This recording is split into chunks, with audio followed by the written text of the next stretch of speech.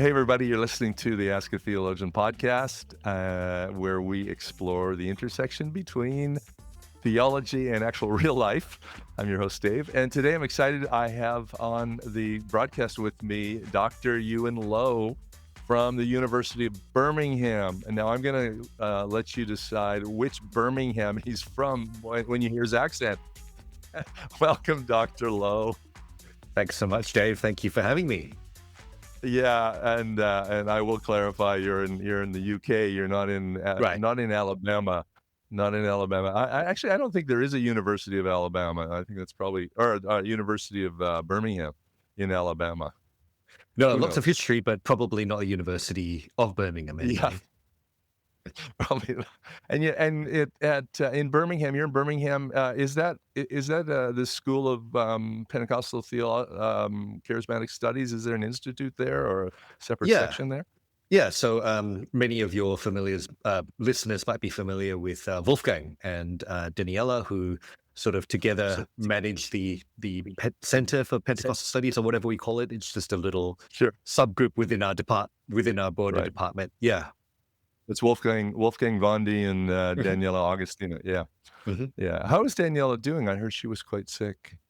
I don't know, to be honest. I haven't heard from her Okay, in a little sure. while, but I Fair barely enough. see her, to Yeah, be honest. yeah. Fair enough. I know. It is a large university and plenty of things going on. Mhm. And I think at one point in time, University of Birmingham had some connection with Southeastern University in Florida. Because if I remember right, I think Ken Archer was doing PhD supervision at Birmingham through Southeastern. Okay. But I don't think that happened. I don't think that exists anymore. I mean, But the Pentecostal world is a small enough one that we've all sort of overlapped with each other, I think, multiple times, haven't we? yes, it's quite the family. So yeah, it's pretty cool.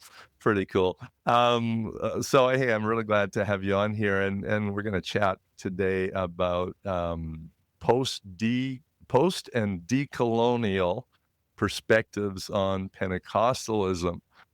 What is that? What is post? What, can you define that for us? Can you help us Uh, out here? I mean, how long have you got, right? No, I'll do Yeah. I'll actually, one caveat before I begin. I've realized that, it's the Ask a Theologian podcast. I think I'm only very loosely classified as a theologian. I'm trained as a biblical scholar, really. But I've sort Well, of, we include we're allowing biblical scholars on right. this on the program. We're actually allowing just about any level of biblical theological scholarship here. We'll take what we can get, right? Well, there's a lot of really great scholars, and yeah, I know that biblical scholars always want to clarify that they're not theologians, and theologians always want to clarify they're not biblical scholars, which Mhm. I didn't even know before I got into the academic world. So. But let's talk about yeah, post and decolonial perspectives. What are we talking about here?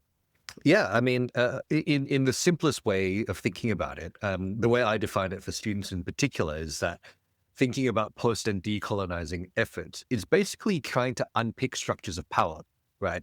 Um, and it's a very complex task, but the idea is to try and dismantle systems and structures that allow the oppression of one group by another group. And that Okay, can be as simple or as complex as you want it to be, right? And a lot of this comes out of the colonial era, right? Where you have, right. s- um, the British Empire is a classic example, but sort of Primarily, Japanese yes. Empire, whichever empire you want to think about, Yeah. comes into a place, shakes up the way that society is run, puts in its own structures, and effectively reconfigures society so that they stay on top. Right. Post-colonial thinking comes out of often when a country has achieved independence, and people Okay. sort of start thinking about, well, what was the damage that was done to our society? Are there ways of unthinking this and redoing it, basically? And the answer is usually no. But I think it's sort of moved a little bit beyond that because we're applying it to some places now where the colonization, or the ideas of colonization haven't really been removed, right? So in Right. some areas, like let's say Singapore, let's say Malaysia, depending on how you want to think about it, colonizations a relic of the past. But in some places like Australia, where I come from, we Sure. would argue that colonization is ongoing because Mm, in Canada, you'd say First Nations, we'd say, sort of Indigenous sovereign people, the Aboriginal folk right. of Australia. Well, they never ceded their sovereignty. And so Australia remains an invaded country, right? Right. So Right. it's Right. unthinking all of these things. And Right. the funniest comment I ever had actually was when I presented this at a conference and someone just stood up and said, well, you're a Pentecostal. That doesn't work. You can't be a Pentecostal and do post-colonial thinking. Those two things are mutually exclusive. And Okay. many people that I kind of speak to would agree in the first instance. And so a lot of my work is trying to show them that that's not really true. That Right. there is inbuilt into Pentecostalism actually quite a lot of, let's say, destructuralizing or deconstructing. I know there was a scary word, so we'll say decolonizing impetuses. Sure, sure. Now you did your PhD work on Book of Revelation, and I Mhm, love the idea, that where you went with that reading it as drama, mhm. and you've done a lot of work on performance and that drama aspect interpretation. So how did you get from reading the Book of Revelation as drama to, hey, we need to talk about post-colonial and Yeah, like colonialism? I mean, great question, right? So in the first instance, it's the folk I worked with, right? When I Mm, was doing my PhD over in Melbourne, I worked with some wonderful folk there, people like Mark Brett, Keith Dyer, who were really into post-colonial biblical criticism, and sort of taught it to all of us, right? And so you learn sure. that, and it becomes a part of you. It's actually a really natural fit. So Yeah. I started with the Book of Revelation, looking at it, and kind of think, okay, well, this feels very performancey. It feels very dramatic. Why is that the Sure. case? How do we understand it? And then, of course, the obvious question to go from there is, why is it a performance, right? Why? What does that do that it can't do? That another genre perhaps can't achieve. And as Right. I thought about it, what I realized was, well, Revelation's really interested in challenging empire, right? Mhm. However you want to think about it, right? Whether it's a Sure. spiritual empire of evil, which would be a more sort of classical Pentecostal way of thinking about it, or a very biblical scholar way would be sort of going, well, the Roman Empire in the first instance, and then every other empire Sure. since. Yeah. Yeah. Um, and so from there, you kind of go, okay, well, what what does post-colonialism do with that? Well, what it does is it says performances happen in secret places, right? Um, Oh, okay. you aren't performing this in the street, right? I'm thinking Right. of sort of sequestered gatherings where people are sort of speaking the word of God to each other, and the word of God, as it turns out in the Book of Mm. Revelation, is quite revolutionary in the sense of Right. where let's throw down this evil empire that oppresses us, sort of thing. It Right. doesn't actually say Yeah. that. Revelation is more sort of let's wait for God to do it, but you get the Right. idea. Yes. So it's actually, yeah, it fits surprisingly well once you kind of take those through lines, and you kind of have to step away a little bit from a more sort of literalist or dispensational, or even in Sure. some senses a heavily eschatological reading of Revelation. Um, Right. but you end up with something that's very hope-giving and life-giving, surprisingly to many people. Yeah. I grew up in classical Pentecostalism, so dispensationalism. Mhm, We're reading Revelation as literally as we possibly can. mhm. But over the last 100 years, or well, less than that, we've come to understand Revelation and its genre as apocalyptic a little bit better. And so what, here's something I'd like to kind of hit. What do we know about that genre now that early Pentecostals wouldn't have known? Okay, yeah, good question. There's been some really fantastic work done in the last sort of 15 years actually on that. And I think one of the best pieces of work that comes out of apocalyptic literature is Anathia Portia Young's work in Hebrew Bible texts. And her Okay. argument is sort of saying, well, these are effectively, they're not really prophecies. Mm, They're written by people who live in desperate hope because they're right. oppressed, Right. calling out for God to do something. And that kind of Right. really changes the way you think about it, because it's not a roadmap, as it were, of how God's going to do the future. It's it's a way of helping people to cathartically basically deal with the fact that they are living in oppression and living in challenge. All they Right. can do is pin their hopes back on God. And here's Yeah. this narrative, this performance, right, that helps you to be able to do that effectively. Right. Right. So apocalyptic literature. I mean, we think of Revelation, it's kind of a one-off in Scripture. Mm. A little bit in Daniel, maybe a little bit in Ezekiel, but as a part of Jewish apocalyptic literature, Right. we have other examples that we can say, hey, there's this is a subversive Mm. document in that context, and that plays quite well into the idea of the anti-colonial idea with Revelation. How does just thinking about the subversiveness, can we talk a little bit about the subversiveness of the book Yeah. of Revelation? Yeah, You absolutely. I know, mean, you find it in quite a lot of scholars' work nowadays, right? Almost every sort of post 2005, let's say, six text written on Revelation that comes from a historical critical background will say something like Revelation adopts or mimics or imitates different structures of empire in order to subvert it. So, one example might be talking about the throne room and how that kind of seems to there are echoes of the descriptions of God's throne room from the Hebrew Bible, right, but it also right, feels and looks a lot like the emperor's throne room as we have described in sort of Roman literature. Uh, yeah, there are bits in Revelation that look like or feel like a Roman triumph, right? Where an invading yes, general comes back having conquered and parades through the streets of Rome. Um, there are battles involved. There are all sorts of little hints and bits and pieces that kind of talk about how Revelation is deeply subversive. And my favorite one, of mm, course, is one that everyone skips over, which is when Babylon gets cast down and the merchants and the kings weep over and lament over her being right, cast down. There's a long right, list, and you think, all right, well, I don't care. This is just a list of stuff. But when you right. read Here's it, the book it's numbered again. Yeah, right, precisely, right? And you go, okay, whatever. But it's a list of luxury goods, right? And mm, it talks about how the city drew all these things into herself. right, And one of the things that comes out at the end of that list is human lives.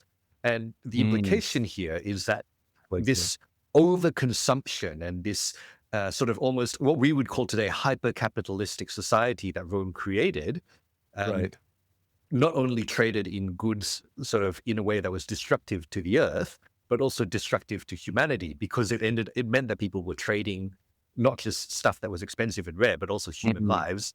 And, human lives, yeah. the implication is that God really isn't a fan of that. Yeah, which is so, so very, interesting. I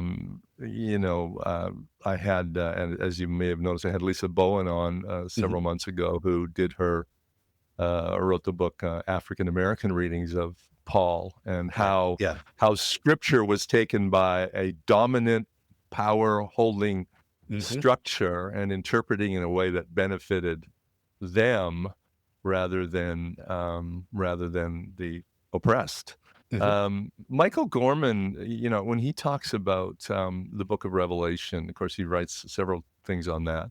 Hmm. He talks very heavily about the civil religion of Revelation, and of course, Hmm. he makes some comparisons to current situations in North America.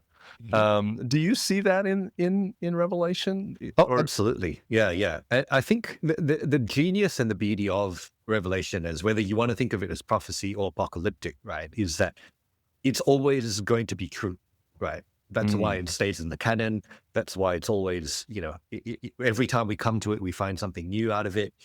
It's a book of life in the sense that it keeps addressing these things because I suppose humans have got a propensity to do these things. Um, and yeah, I think I'm in full agreement with Mike on that. I interviewed Mike for my podcast, sort of oh, years and cool. years ago, right? And Yeah, his book yeah. is the one that reading Revelation responsibly is the one I recommend to Oh, wow. all people who Yeah, want an absolutely. entry point. Yeah. Yeah, it's a very good book. But coming from personally, when I read it, coming from a dispensationalist background, Right. it was a bit shocking Hmm. and a bit rearranging, but fantastic. Fantastic book. One of the things you bring up in some of I read some of your papers on anti-colonialism. One of the things you mentioned, kind of as a prelude, is the fact that Azusa Street was not the start Mhm. of the Pentecostal movement. Mhm. Now, I'm North American. I mean, Right. it was only recently I realized that we had a little Pentecostal movement start here in Toronto Mm. Mhm. around the same time. Yep. So, talk about some of those things to us. Where do we see Pentecostalism start that's not Azusa Street?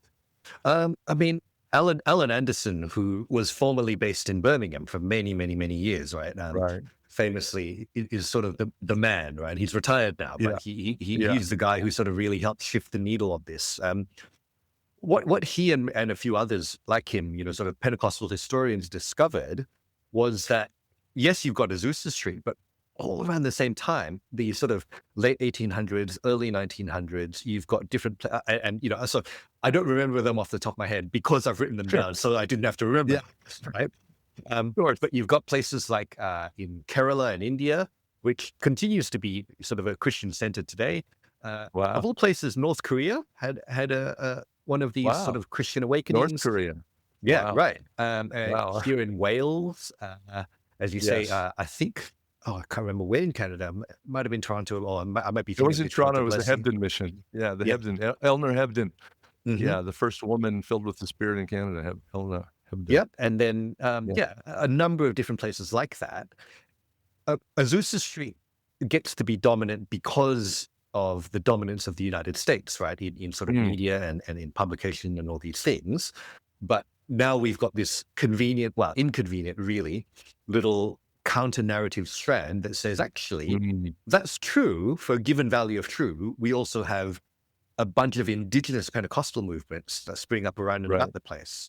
And what's really right, challenging is some of the Indian writers, for example, talk about how the other Pentecostals who came in from European nations right. ended up sort of pushing them out, right? And sort of Mm, going, our European Pentecostalism is actually better than your Indian Pentecostalism. And there's sort of a bit of a conflict there. So humans yeah, has yeah. out. So we have the whole colonial mindset in early Pentecostalism in its missionary efforts, particularly, Yeah, and yeah. yeah, and in our historical understanding, Azusa Street's the center. Again, there's a colonial mindset. There's the dominant look at that.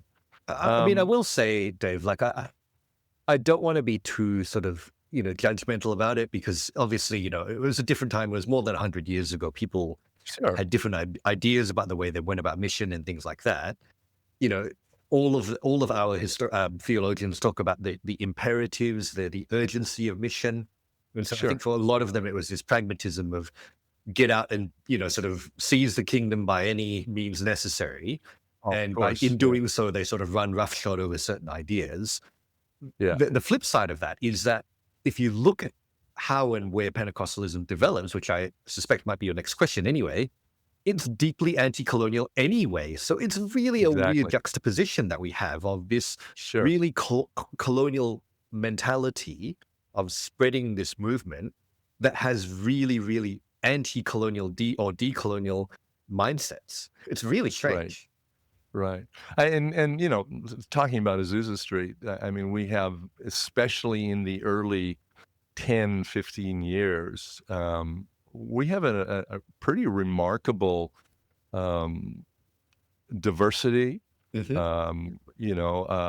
I mean, basically all the cultural stereotypes are dropped because of the urgency. Yeah. So we have a black preacher in Seymour, Hmm. um, women, issues that for whatever reason Pentecostalism is still dealing with again. But does that early Pentecostalism, like when we look at Azusa Street there, does that kind of begin to demonstrate the anti-colonial idea? Yeah, and I think that's one thing that the early Pentecostals all have in common, whether it's Azusa Street, whether it's any of the other places we mentioned. Yeah. There's this really weird reordering of society that happens within the church gatherings, right? Where Right. in effect, you come in, and so long as you are sort of, spirit empowered, whatever that means, and however you want to Yes. interpret that in that Yeah. time, Yeah. Yeah. you can do and say, with God's voice, just about whatever you feel God is calling you to do. And that's Right. remarkable because, as you say, right, all of a sudden you've got Black women leading, you've got children getting up and singing and doing these things. Right. In other societies, you've got sort of different castes or sort of the poor rubbing shoulders with the rich. Suddenly, Yeah. someone who was previously a lower caste untouchable is leading this congregation full of, Yeah. sort of rich, wealthy, upper caste people. It's Yeah. this really topsy-turvy idea where everyone is radically equal. And then Right. suddenly, I think I'd like to do some more work to kind of see where it flips. There is a flip, Right. right? There And is. as you say, these are somehow now issues that we've come back to and Sure. haven't been able to reconcile. But the sort of thing that I've been banging the drum about is that, well, this is all in our past. We have Yes. these records, we have access to these ideas. They're part of Yes. our heritage, right? As Pentecostals. Yeah. Yeah. Why haven't we reclaimed them? Why haven't we made that the thing that we're really interested about and really, pushing forward? Because, gee, I Right. mean, imagine a time where we're not arguing about, whether women can preach or, sort of different racial, ethnic identities, all of these things. Like, Yes. wow, that's pretty radical. And so, yeah, I mean, even the way that the authorities responded, right, to Azusa Street and similarly in Melbourne and in other places where these things happened, Yeah. everyone's sort of going, oh, this is public disorder. Well, that's what they call civil disobedience. That's what they call Yeah. restructuring when you challenge the powers that be, when you challenge dominant structures, right? Which Yeah. ironically, that really is a lot of the theme in Revelation, isn't it? Right, exactly. So you see that like there are these links, right? And the Spirit is great because of that, right? Like, oh, okay, Yeah. well, hey, we've got language gaps. Well, guess what? Everyone speaks in tongues, in glossolalia, right? Some people have abilities, some people don't, or some people have different skills or money. It doesn't matter. Like the Spirit will come in and fix all of that, or level That's right. the Yeah. playing field. So yeah, I don't Yeah. know. It really excites me that these things lie in our past. And I just wish there Yes. were more ways of bringing them into the future in a very meaningful way that people could grasp and sort of run with.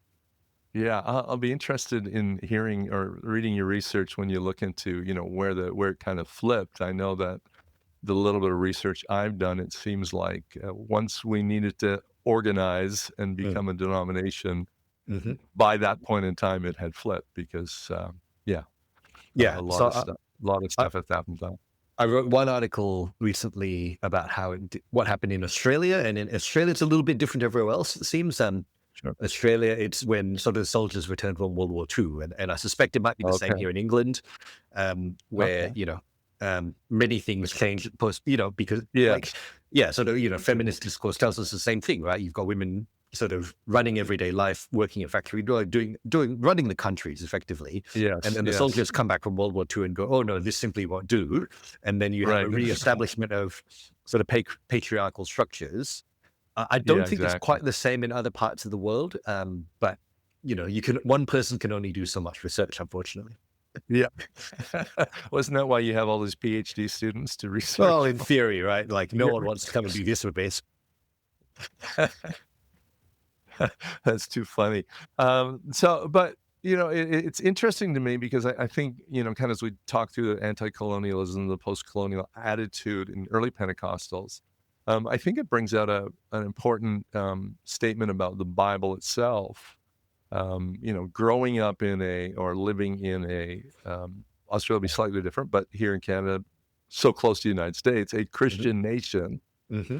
um, there's a danger of reading everything really badly Yeah. because the Bible's not ever written by the dominant culture, Mm. right? It's never the dominant speaking to the poor or this isn't it. This is the poor and the oppressed Yeah. speaking to the poor and the oppressed and bringing the hope of God to it. And I think, and this is probably a little bit speculative, but I'd love to hear your thought on how what the kind of the dangers are for us in not just Revelation, but the entire Bible, reading that through our dominant culture, and I think particularly the United States, Yeah. dominant Christian culture, and how we're going to get that wrong because we're looking at it that way.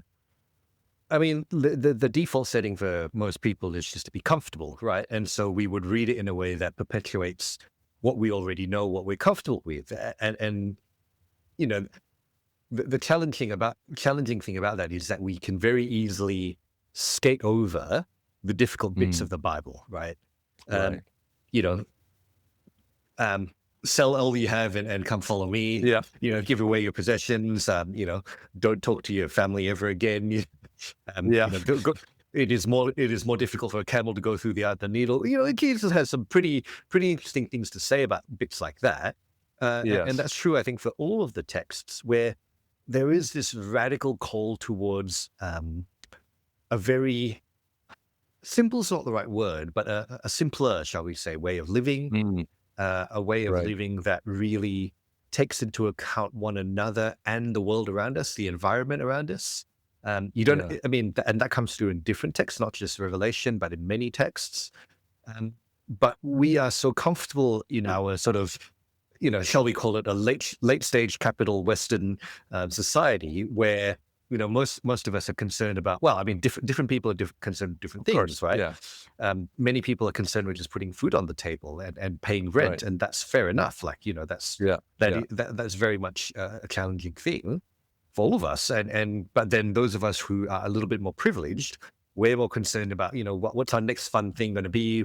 Where am I going to Right. spend my money on a holiday, whatever these things. Yeah. And it's easy to become a Christian who pays lip service to Christianity, Right. and it's sort of lighter aspects, and really Yeah. ignore the harder call that Jesus actually makes of us. And I think we're very good at doing that, and particularly reading the Bible in a way that pushes all these things up. Right. And that's not just that, and that's not our fault entirely, because I mean, even simple things like you look through lectionaries, for example. I was part of a Right. lectionary podcast for the Uniting Church when I was in Australia, and Yeah. we kept discovering there are very inconvenient bits of text that are left out of the lectionary because they're too difficult to preach, right? And you go, well, if we don't engage with that, everyone's just going to have a really comfortable, happy time in church, aren't they? And Right. if that's Right. what you want out of church, then, by all means do that. But I don't know that Jesus is necessarily advocating for having a comfortable time in a gathering that worships God. I'm almost a little disappointed. I was advocating for a return to the lectionary because we could get away from the topical preaching that just tries to preach where people scratch or where people itch. I mean, it's a start, right? Like, I think, who was it? Shane Claiborne, I think, wrote a sort of lectionary for the poor years and years and years Mhm. ago now. But no, I think there is, and that's the thing, right? Like, I'm not sort of saying, oh, well, it's their fault or this person's fault or anything like that. No. So there is a beautiful discipline, I think, Right. to working with lectionaries that many Pentecostal churches might find really useful, because Right. goodness knows, like, our congregations might actually read the Bible when we're all reading from the same page and we know where we're going, right? Yeah, exactly. I think it was Tanya Riches that said that, we do have liturgy. Pentecostals do have liturgy. Oh We yeah. just we just don't call it that, Mm. because, that word is scary, Mhm. in all that. So, again, I kinda wanna come back again is, as a dominant culture, Mhm. reading a book that's written by the oppressed, Right. we really run the risk of misinterpreting things too, not just glossing over, just misinterpreting Yeah. how it is. And I think it's Amos Young in his commentary on Revelation talks Mhm. about his perspective of being a perpetual foreigner. Yeah. Um, that's quite interesting to do that. I'm often wondering whether most of our scholarship, both Pentecostal and otherwise, is primarily white North American voices, male voices, Mhm. and how much more rounded and more biblical we would be if we could hear the Latin American voices, the Asian voices, the female voices in Africa, and how that would help us realize that maybe we don't quite have it all right. Yeah, absolutely. And people like Amos are so important for that kind of thing. I'm going to do like a very little brag, I suppose, like but the one of the things I'm really happy that I was able to do and really privileged to have done was to encourage Amos, right? Mm, In sort of reading an early draft of that Revelation commentary he did. cool. And Yeah. I did say to him, the thing that's really standing out here is that voice of being a Yes. special foreigner, being the Asian American. You should push that because that's what will really bring life to people through this commentary. And I'm so glad that he was able to keep developing that. It was already there in a very strong way, and he just pushed Yeah. even further into it. And people are now starting to see that. And it's wonderful because, and as you and many of your listeners will know, the Bible is not a monolithic text that agrees with itself either, right? It's a conversation. Right. Yes, Between different absolutely. cultures, between different people. They don't always agree. They have different perspectives on things, and it's the same, Yes. right? If we and as you say, one of the challenges historically with scholarship has been that it is very white male dominated. It is changing, Mhm.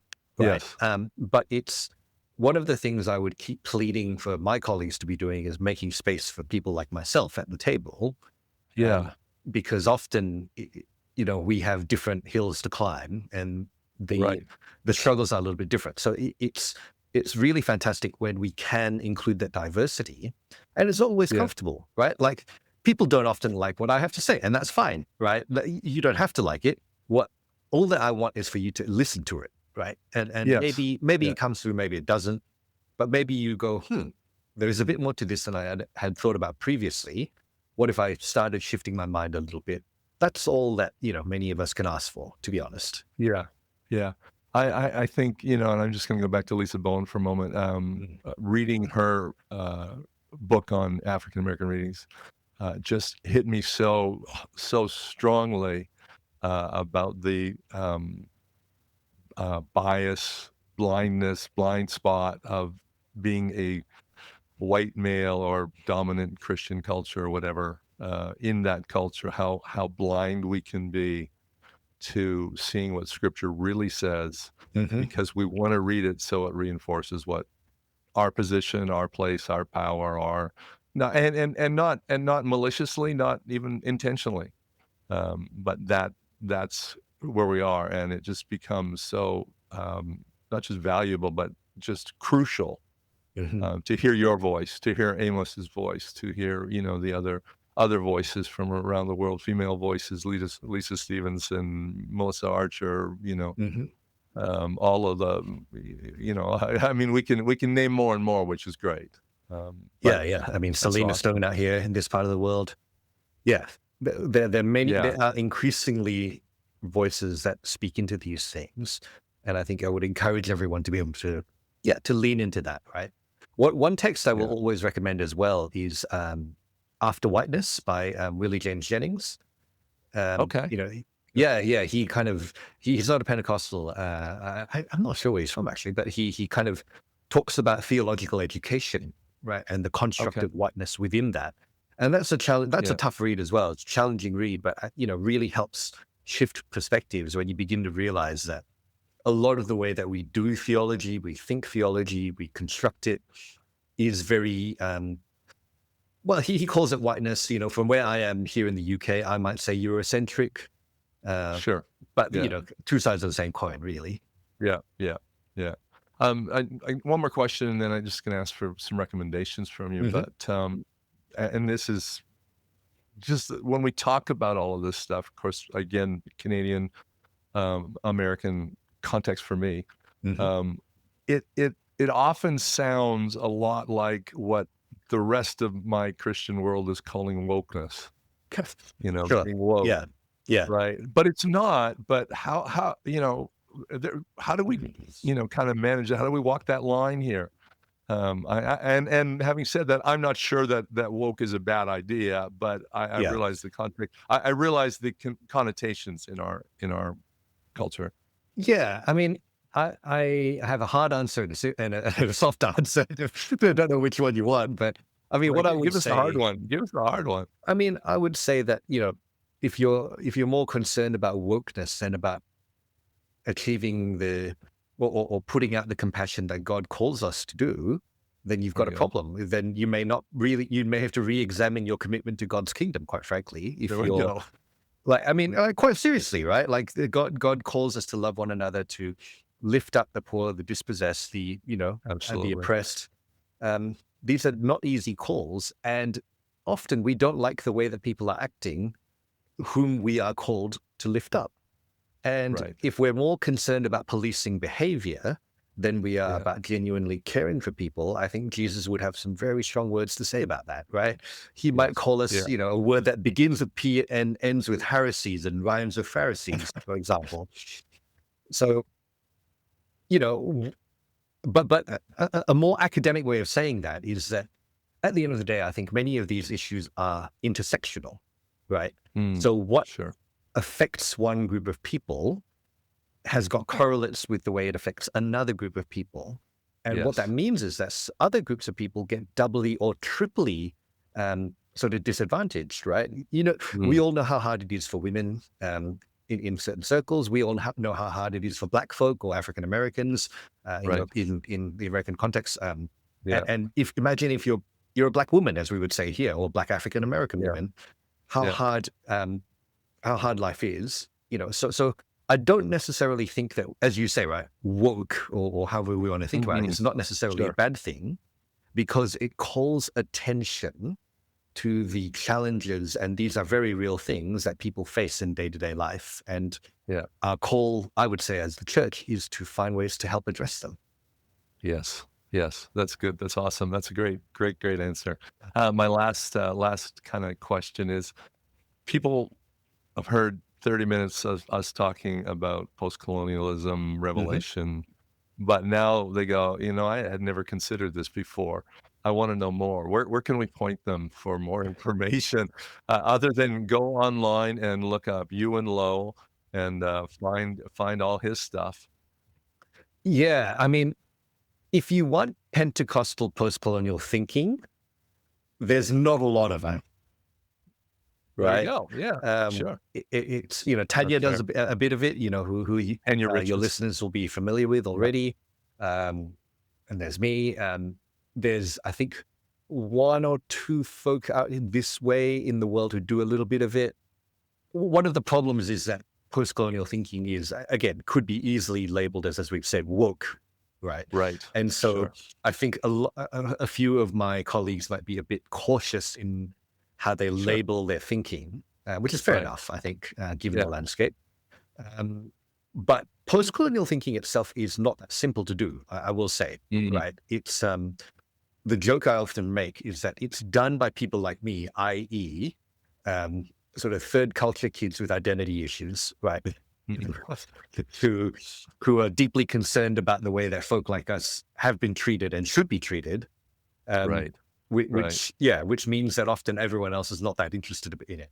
But if you want some pointers, I think the easiest and most straightforward thing to do is to look at, from a biblical perspective, have a look at the work of R.S. Sugitharaja. So R.S. Sugitharaja is the guy who effectively pioneered post-colonial biblical criticism. All of us who work in the field owe an enormous debt to him. And he was from here, Birmingham, right? He was based in Birmingham for many, many years before he retired. He still lives around the corner. So he'd be one good example of that. And you quote, I think you quote him in your a paper you wrote for the Australian Journal. So you can find some of that information in there. Yeah, so Sugi is one. And I think every, like with all biblical criticisms, every sort of book has got its own expert or two who works particularly within that text or this other text. But yeah, I mean, I guess keep an eye on my work. Do the search every once in a while. Someone pops up who is doing post-colonial thinking from a Pentecostal perspective, and I get really excited about that. But yeah, it is a bit thin on the ground at the moment. Or hey, if someone who's listening to this wants to do it, come talk to me, because I'd love to. I'd love to encourage that. There's a PhD program waiting for you. Oh goodness! Like I'd love to start a whole. I'd love to have a cohort of people come and do this. Yeah. Well, maybe that's something we'll hear about in the future. That would be awesome. Of course, and of course there are a variety of adjacent Hmm. areas of research in Yeah. terms of power and dominance and women's and different readings. The African American, you'll pick up some of that, Hmm. some of Susan Maros and power and Hmm. calling, some of that stuff. So, but we're going to send everybody to you because as far as the Ask a Theologian podcast listeners are concerned, Dr. Ewan Low at Birmingham University is the expert on uh, post-colonial or anti-colonial Pentecostalism. So, but that would be great. Dr. Lowe, thanks so much for taking time. I know you're several hours ahead of us, so it's getting to the end of your day, and I'm just starting mine. But Hmm. thanks so much for taking time. I know our listeners are going to really appreciate that. Thank you so much. Yeah. Thanks so much for having me. It's been wonderful. Yeah, that's been great.